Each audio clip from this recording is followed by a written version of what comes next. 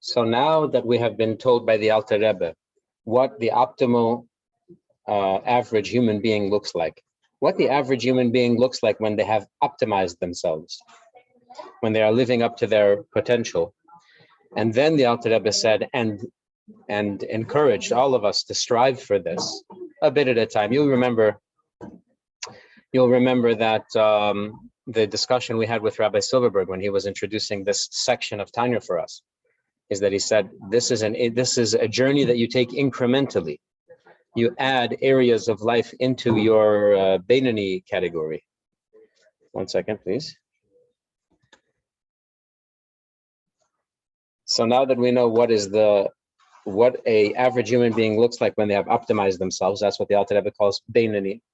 And now that we know that every average human being is expected to pursue this level of living, in fact, the Alter Rebbe says, every average human being is capable and therefore ought to pursue the optimal lifestyle, the very best living. And why not? Why should any human being settle for living in a less than optimal way? And that's true across the board. Big Ashmius, physically, why should we ever settle for less than optimal? Growing up, there was a doctor. What's his name? I had his name in my head not 20 seconds ago, and I can't remember it. Anyway, there was a doctor, chiropractor, and he said he used to tell our family that any dollars you don't spend on organic food, you'll spend on doctor bills, on medical bills. Harvey Lang? No, from Minnesota. Oh, from Minnesota. Yeah, so I don't remember his name right off the bat. Anyway, but so that's a big ashmios. Eat the food that is optimal for you, and sleep the hours that are optimal for you. And in Torah learning, learn the Torah subjects that are optimal for you, that get your brain going, that hold your interest the best. And in your service of Hashem, and that's not a correct thing. And in your conduct between yourself and your fellow human being, choose optimal activities, optimal treatment. And all of this can be done and should be done with the awareness that you live for Hashem's purpose, and this is what Hashem wants from you. Hashem wants you to live the optimal possible, the most optimal human life. And that is called the Beinani. You never do anything that is detrimental to yourself physically or spiritually. If there is a conflict between the spiritual and the physical, so then you have to ask a Rav, if you have time, to ask a Rav, what should I prioritize? In this case, in this particular case, should I prioritize the spiritual or should I prioritize the physical? And it goes both ways. You never know. Sometimes you say, well, your physical health should take precedence. You have to prioritize your physical health. So today, and set aside your spiritual well-being so that tomorrow and the next day and the day that follows, you can pursue mitzvahs. That's what Mordechai and Esther said about the Seders during the story of Purim. Let's fast on this first Seder night this year so that in years to come, we should be able to observe Pesach again and again. On the other hand, sometimes we are told, prioritize your spiritual well-being over your physical well-being. For example,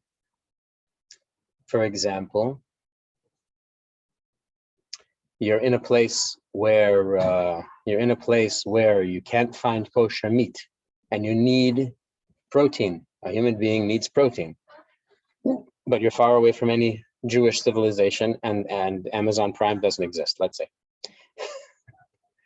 Then what should you do? In such a case, you would ask a Rav, and the Rav will tell you, you have to prioritize your spiritual well-being above your physical well-being. It can't be helped. Good. The goal of the aware, of the fully awake human being is to live the optimal life. And that's called Beinani. We have among the Chassidim, you remember we had a Farbrengen. I didn't record it, and now I'm after the fact, I'm sad that I didn't record it. My brother Eli Farbrengen with us about the various Beinanis that we have in our history. And one of them is Reb Itchela Masmid, a Lubavitcher chassid who lived in Poland, and he came to the United States to live. He was sent here to start setting up a Hasidic community in the United States. And he wrote a letter home saying, I can't believe this terribly unoptimal, less than optimal lifestyle that the American Jew lives. They eat meatballs on Wednesday. Real meatballs, he says. On Wednesday. Meatballs are for Shabbos. Why are we eating meatballs on Wednesday?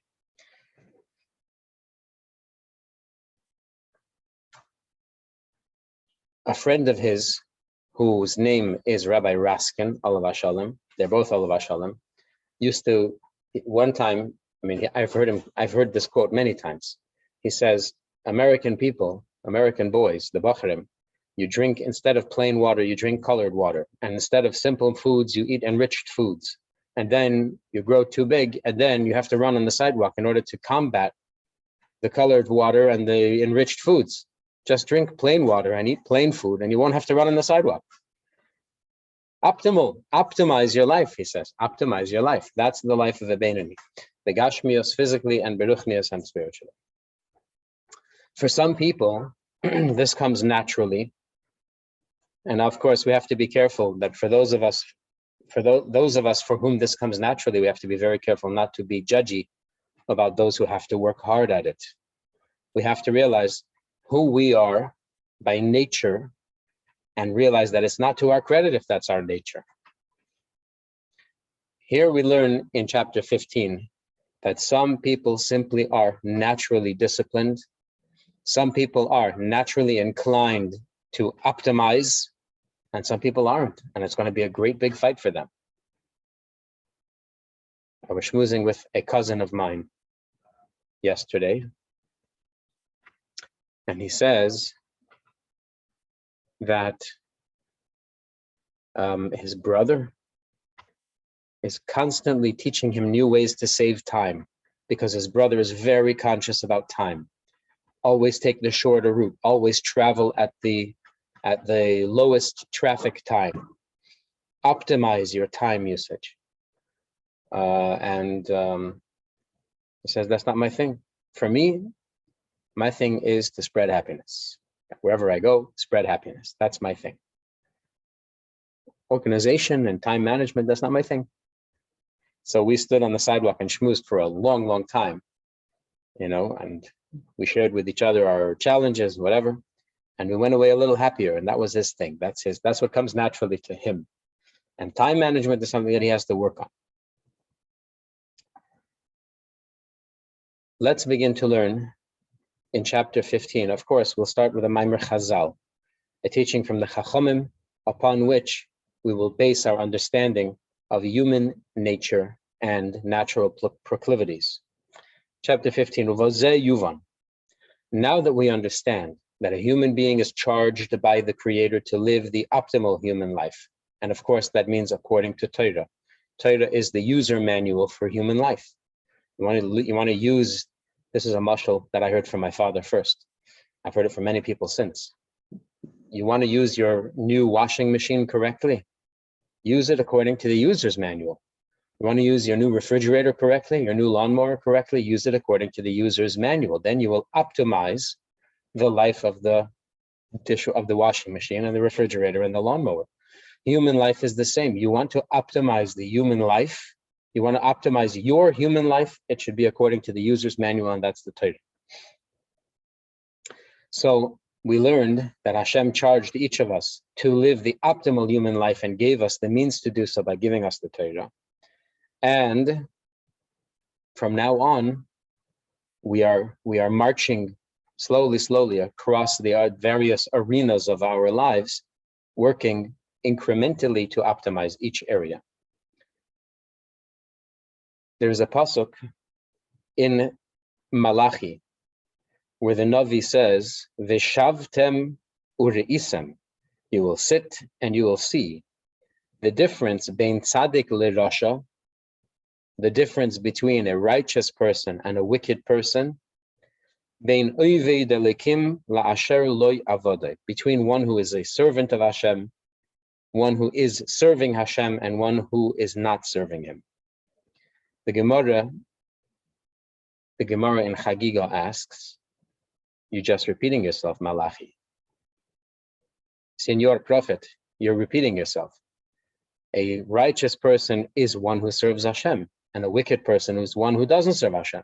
So why reiterate in one pasuk, in one verse, the same thing in different ways? See the difference between the righteous and the wicked, one who serves Hashem and one who doesn't serve Hashem. Same thing. Like they say in Talmudic terms, Hainu hach, this is that. They're the same. So clearly, says the Alter Rebbe, they obviously are not the same thing because the Torah is not in the habit of repeating itself aimlessly and meaninglessly.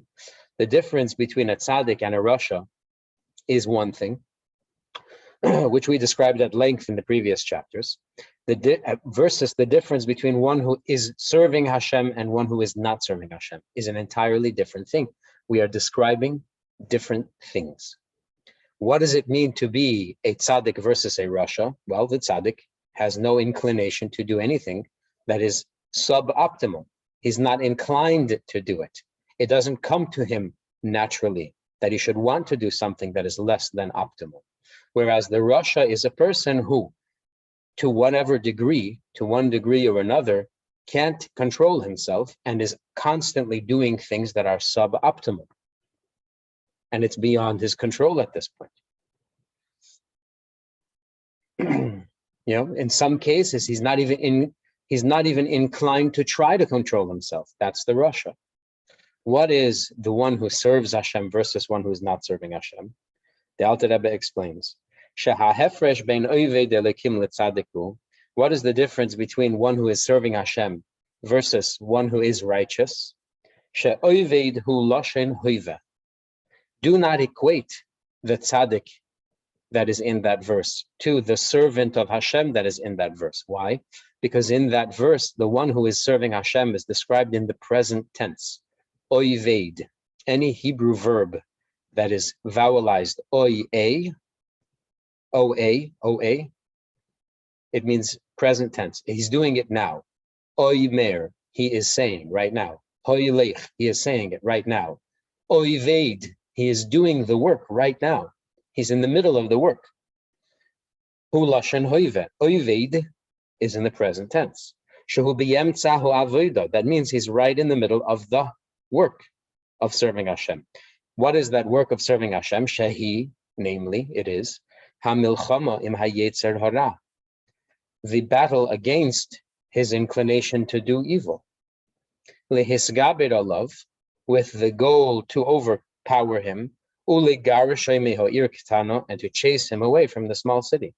Small city meaning not to allow the Yetzer Hara, the natural proclivity to do something that is suboptimal, to do something that is self-destructive, to do something that is against the user's manual that the Hashem gave us in the Torah of how to live the optimal human life, never to allow any expression of that instinct, of that proclivity, to actually manifest in the limbs of the body. This is truly an intense and difficult fight. It's a huge battle to prevent any suboptimal behavior to be expressed in your limbs, in your body.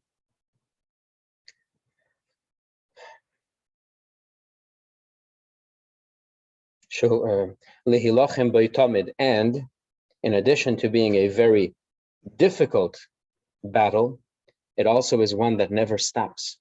You can never let your guard down. You can never take the sentry away from the door. You always need the guards at the gate. You always have to be, what do they call it? You always have to be battle ready.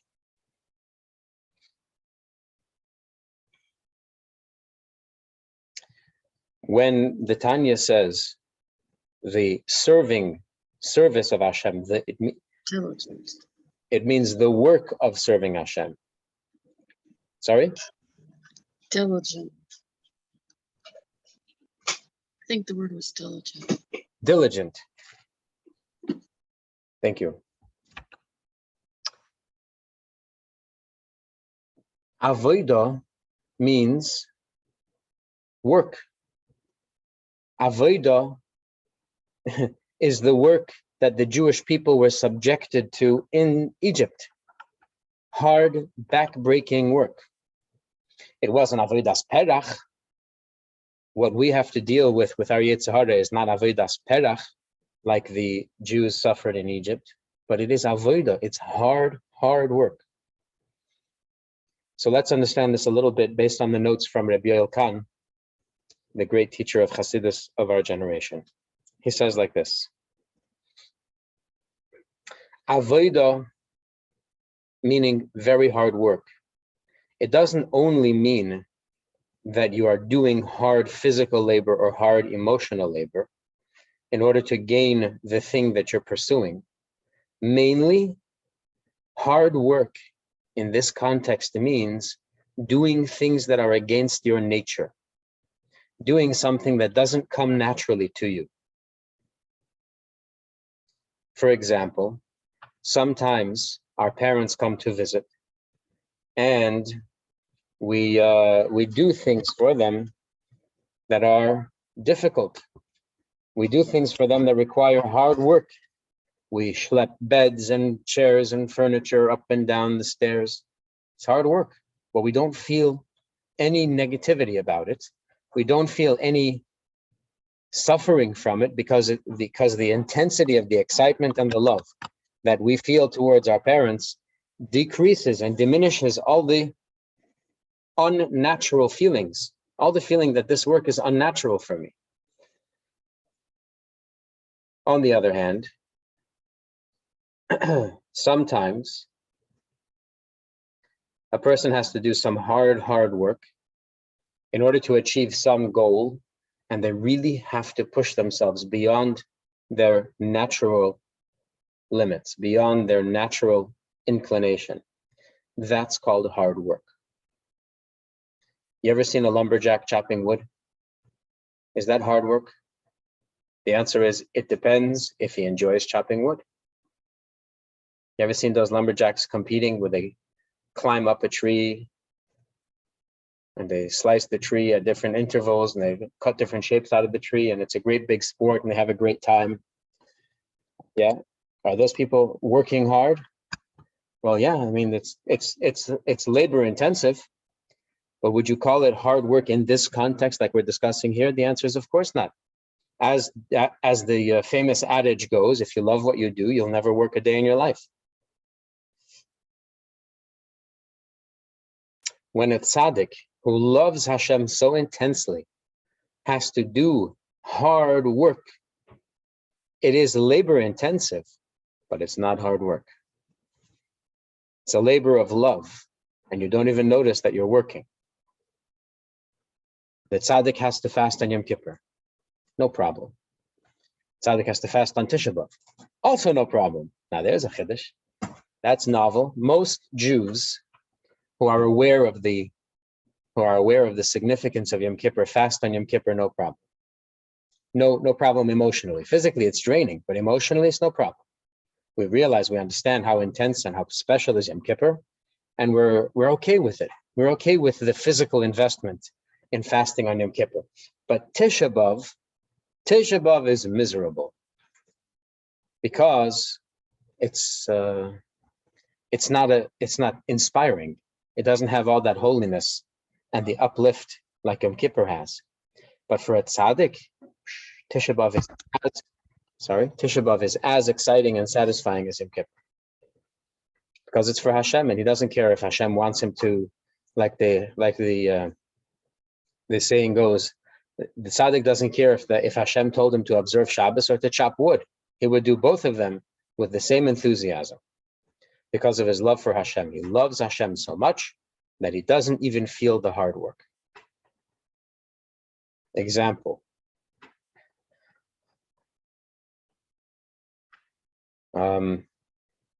There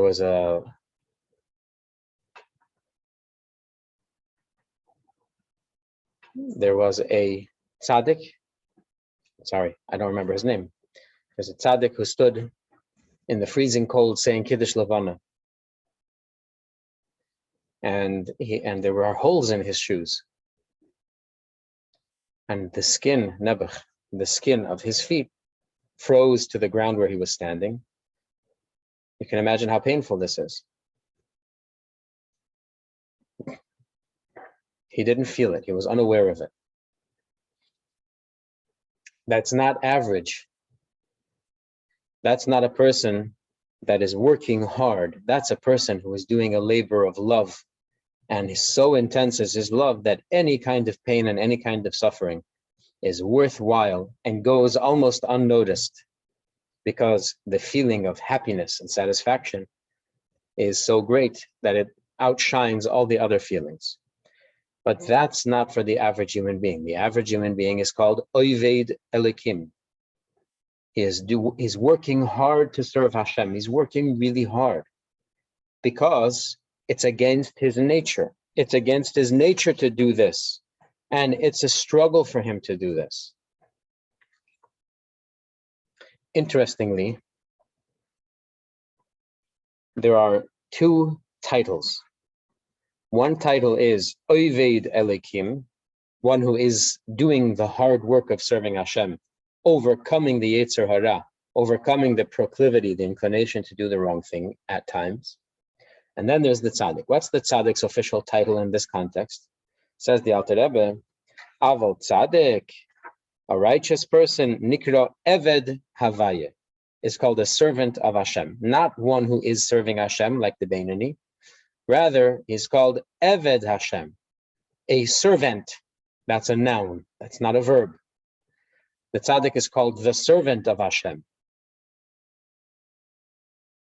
It's a descriptor. It's an adjective. It's not a verb. Why? B'shem hatoyar, k'may shem chacham oy melech. Same as you would call the wise man or the king. Why do you call a wise man the wise man? And why do you call a king the king? Because they have in the past already become a wise man and or a king.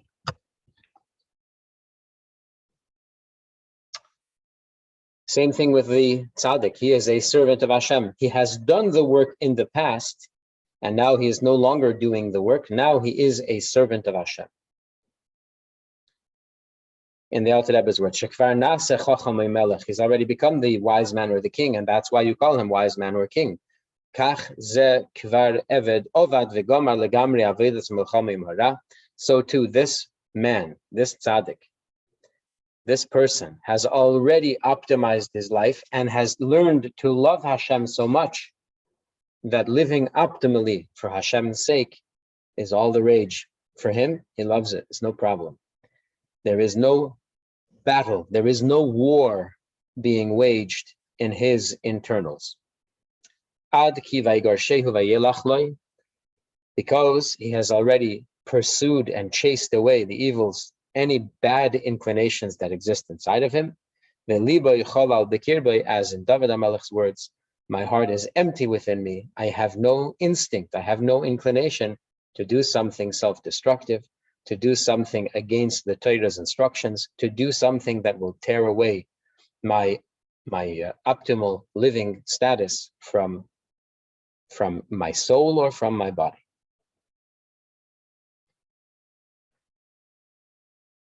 Oived Elokim, a servant of Elokim, and Eved Havaya, a servant of Havaya. You know, Hashem has various names, and here we see two of these names being used. One who has succeeded already in chasing away any bad behavior, meaning he has already roped in, he has already corralled his entire nature, all of his habits, and trained them all to do the right thing all the time. He's not struggling with his nature anymore, and therefore he's called Eved Havaya, a servant of Havaya. I apologize for the picture that's jumping around. Whereas the other person who has not yet successfully chased away all of his negative proclivities, that person is called Oived Elokim, one who is doing the work for Elokim. What is Elokim? Famously, Elokim is the same numerical value as the word hateva, which means the nature.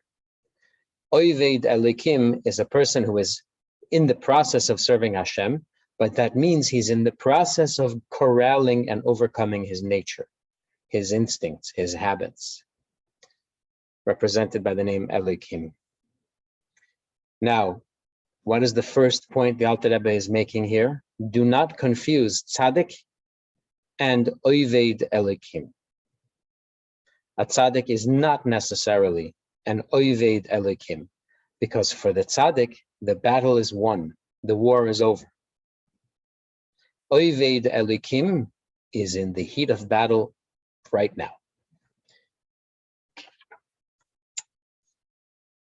Now that we know that Oived Elokim does not mean tzaddik, we automatically also know that Loi Avodai, the one who is not serving Hashem, is not the Rasha. Not serving Hashem could be a tzaddik,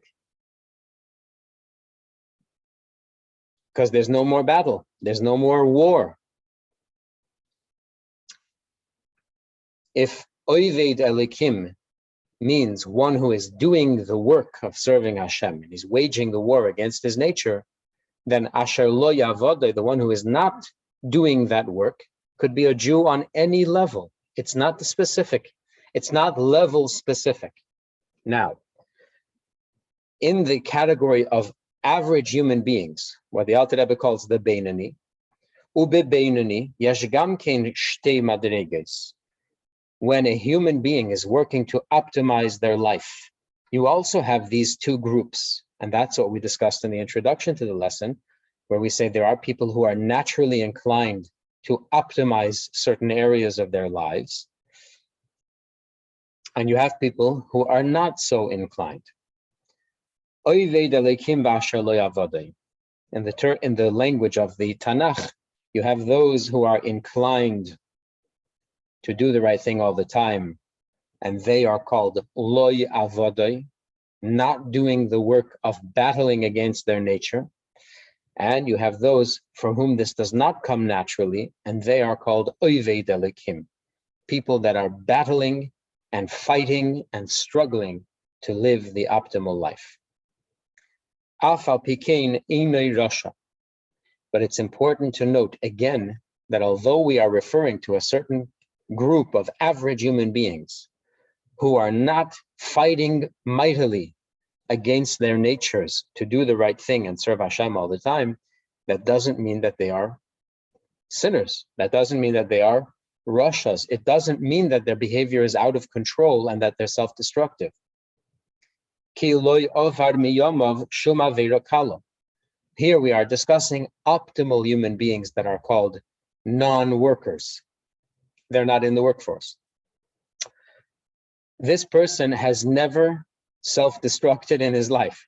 This person has never behaved in a suboptimal manner in his life, or at least since he reached whatever measure of maturity that he is experiencing now.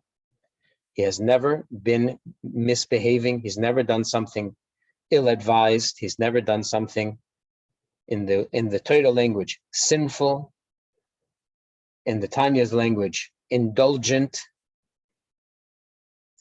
and in modern language, he's never done something that is harmful to himself, spiritually or physically.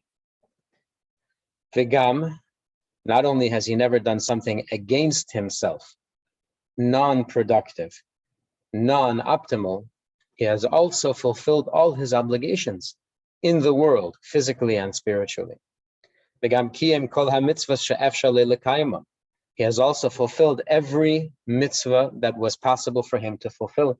He never missed an opportunity to do the right thing, to go out of his way to do the right thing. Yeah, this is not just a guy that avoids trouble by staying home. This guy is out there. He's living, but it's not hard for him.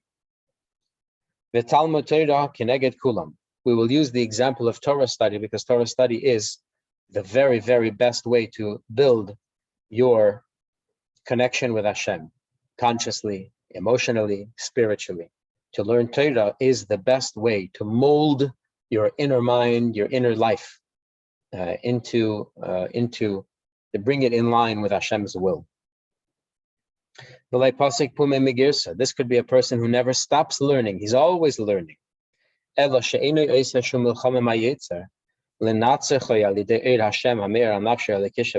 Slowly. He's not doing any battle against his nature.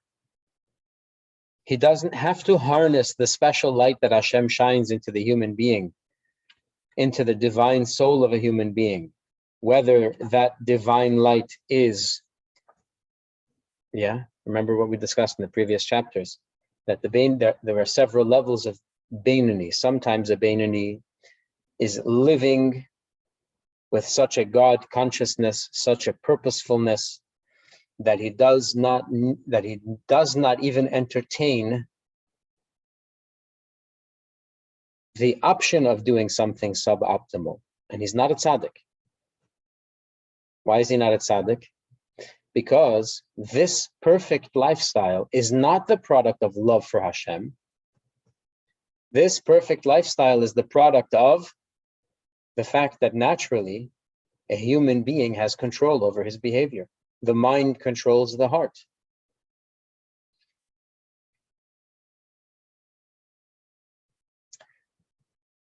The example we give, it's in the first siman, it's the very first paragraph of Shulchan Aruch, of Kitzur Shulchan Aruch.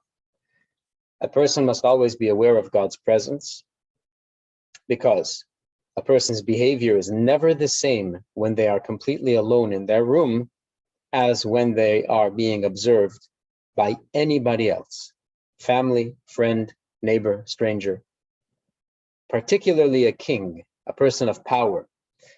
Your behavior will change based on who is in the room with you. So therefore, it's important to always be aware of Hashem's presence in the room with you to help you live your most optimal life for Hashem's sake, because that's what Hashem wants from you. Know that Hashem cares enough to be there in the room with you and watch you and also help you. How does Hashem help you? By giving your mind absolute control over the rest of you. And some Beinonis are blessed that they're able to live on that level. I didn't choose to do it, and therefore I'm not going to do it. I only do what I choose to do. I only eat what I choose to eat, never mindless eating. I only say what I choose to say, never mindless babbling. I only act in manners that I choose, in which I choose to act, never thoughtless actions. The mind controls the heart, and this Beinoni, sometimes a Beinoni lives on that level. Here the Alter Rebbe says, this guy or girl, this Beinoni or Beinonit, doesn't even need all of that mind power. They're just naturally inclined to optimize. There are people who are like this by nature. They optimize. It's no fight. They're not harnessing their mind power over the heart. This is just how they are. This is how they're wired. It's easy for them.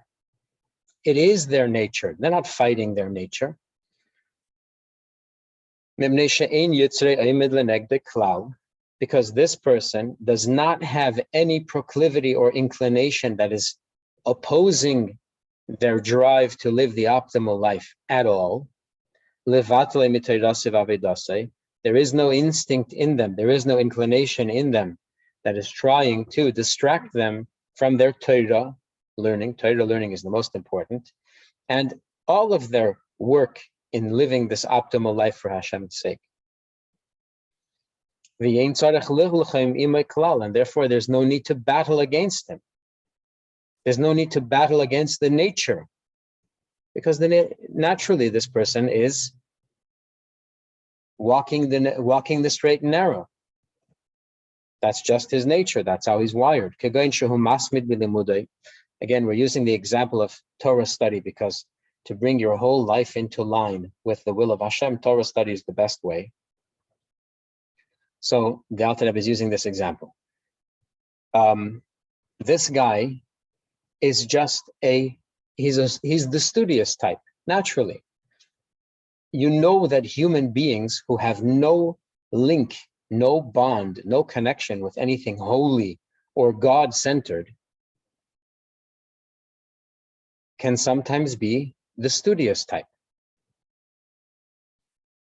You have people who are by nature studious, and they were, as far as they, if we were to measure them against the morals and ethics of Torah, they were terrible human beings. But they were the studious type. They spent all their time studying. The ideas that they proposed were terrible in the end. But what we're saying is that it is possible for a human being to have as their very nature a controlled, well-tempered, and studious character. And that is not to their credit. They didn't earn that. They're just wired that way. Or, let's use another example, perhaps a more popular example. This person is not naturally inclined to pursue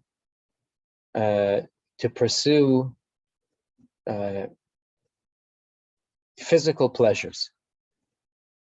The example that the Alter Rebbe gives is sexual pleasures, which the majority of humanity is terribly driven to pursue sexual pleasures, and for a good reason. For a good reason. If we weren't driven so, we wouldn't procreate. There would be no human race. Remember, they tried this in the Gemara times. The Anshe Knesset Hagdolah prayed that Hashem should take away the urge to serve idols, and Hashem did. And at the same time, we lost prophecy. Because in order to remove the urge to serve idols, Hashem removed a whole level of spiritual sensitivity, for good and for bad. So the sages, the Chachamim, they saw that it worked, and they said, hey, let's see what would happen if Hashem takes away sexual urges. And Hashem did. And the next day, they found not a single egg laid by any hen in the whole land of Israel. So, because Hashem doesn't just take away the bad, it has to be a balanced world. So if Hashem's going to take away the bad element of the sexual urges, then Hashem's just going to take away the whole urge altogether, the good and the bad. So it's for a good purpose. It's a good reason that humans by nature are driven and have a sexual appetite that is always active. Here you have a person who just simply doesn't have that in his wiring, just isn't that way by nature, is a cold person.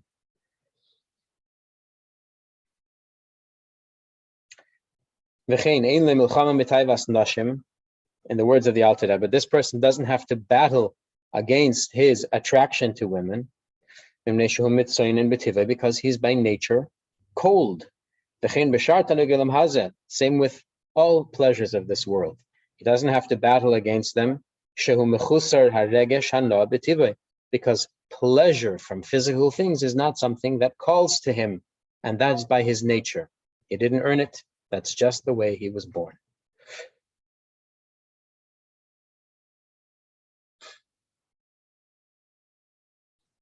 Therefore, in the life of this Beinoni, in the life of this average human being who is living an optimal human life, he does not need ein tzarich lehisbeinin kol kach v'gdulas Hashem lahiled mibinasei ruach das v'yiras Hashem b'moichoi.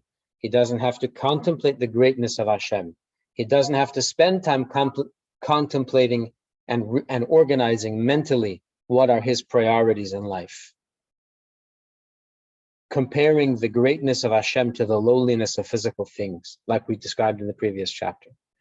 He doesn't have to study the destiny of the donut, as we described it, that the donut eventually will end up being excrement, in Lake Erie, and thereby tame and calm his passionate desire to eat extra donuts.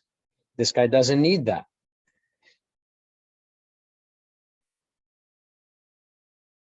Specifically, the Alter Rebbe is describing a feeling of attachment to Hashem, a feeling of attachment to Hashem that means, like in the words of the Alter Rebbe, a spirit of das, meaning this is important to me. I understand that Hashem has created the world, and Hashem has a purpose, and Hashem has the reason for which he created. But a spirit of das means then this is important to me, the human being, me, the average Joe, the average Jew.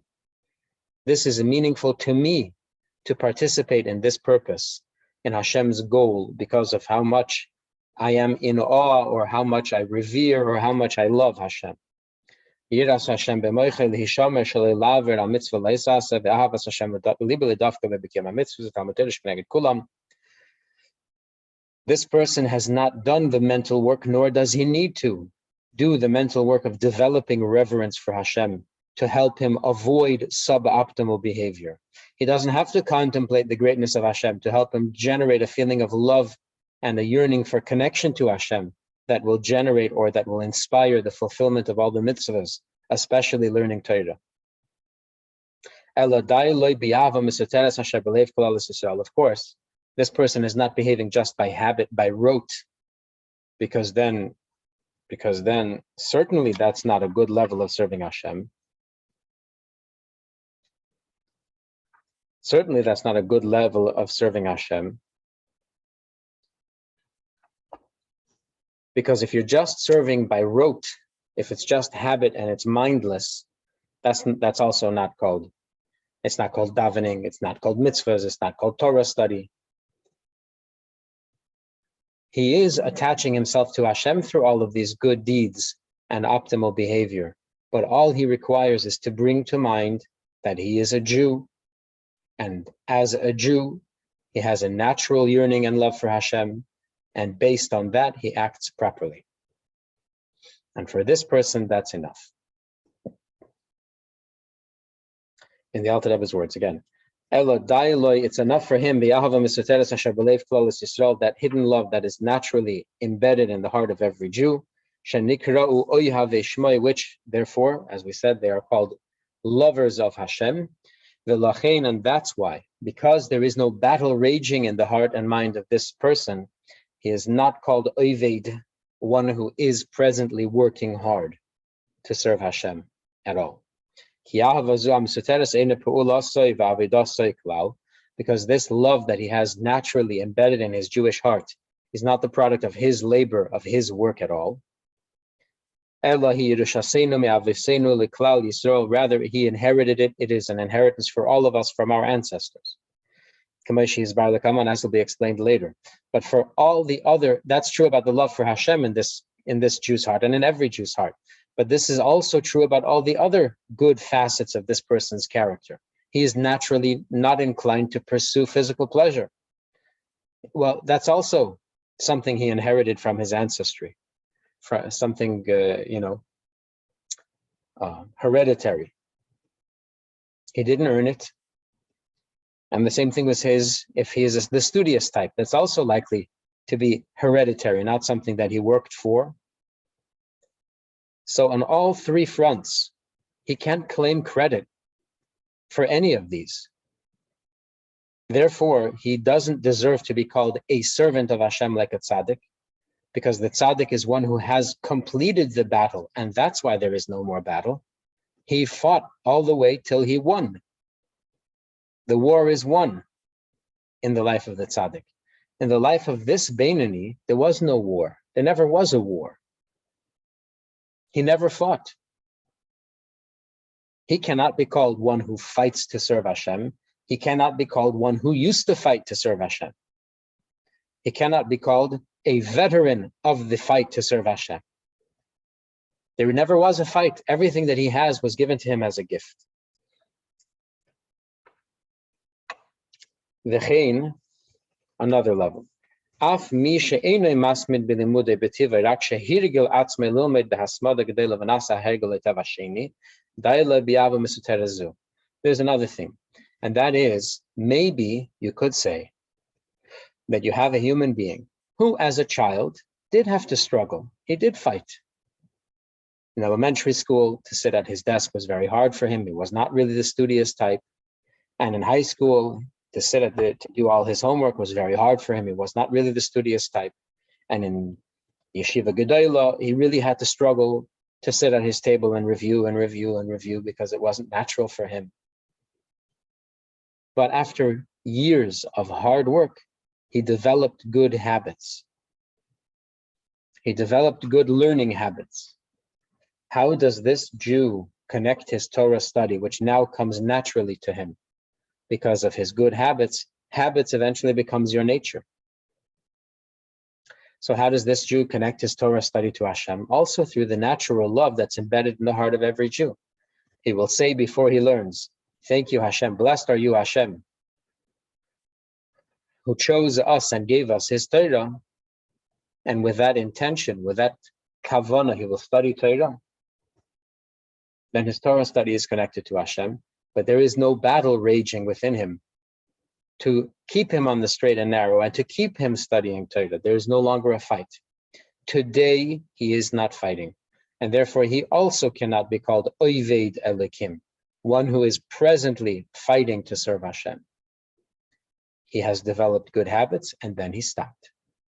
He stopped at those good habits. Now he just rides the wave of those good habits, and that's how he keeps himself on the straight and narrow. This person also can no longer be called Is Elokim, one who is presently serving Hashem. A person who has developed good habits. The Alter Rebbe example again is learning Torah.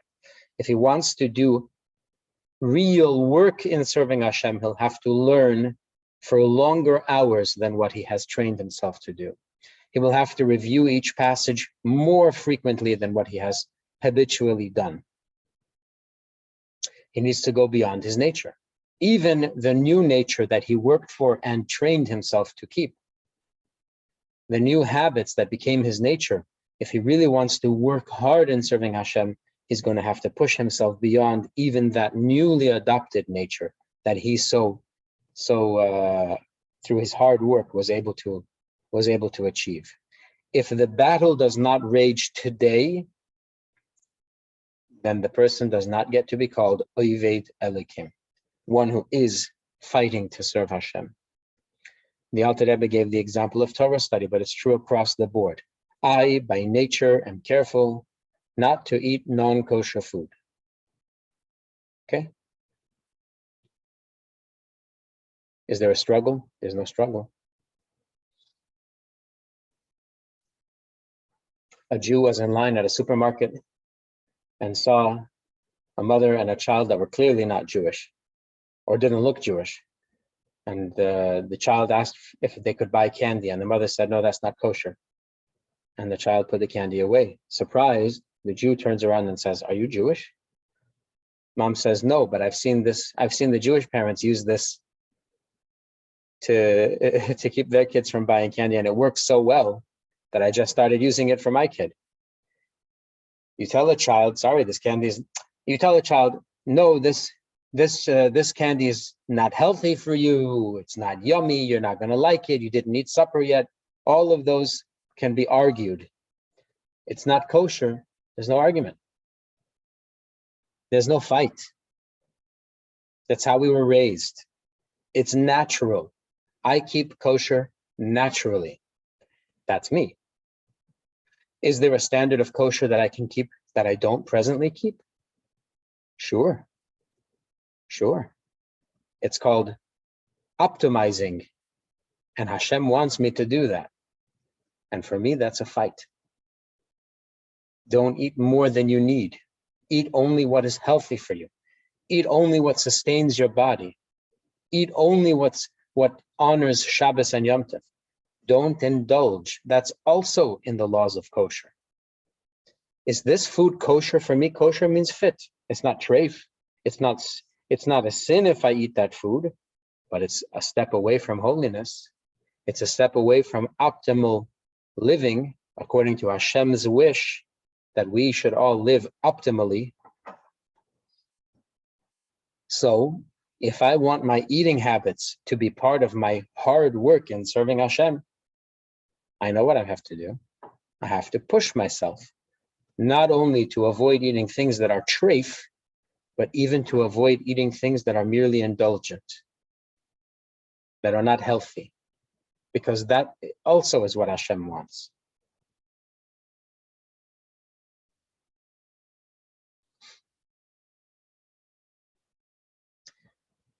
habits that were hard won,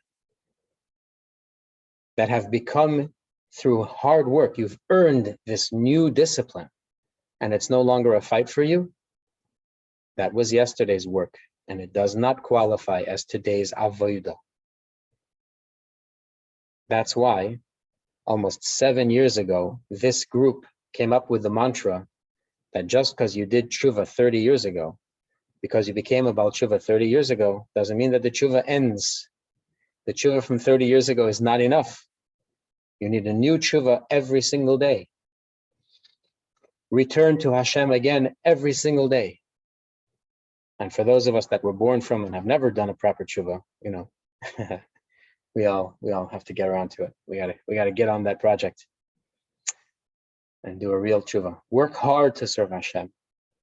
Don't just float down the lazy river of our Jewish habits. Serving Hashem will optimize our lives in every way. And Hashem wants us to work hard.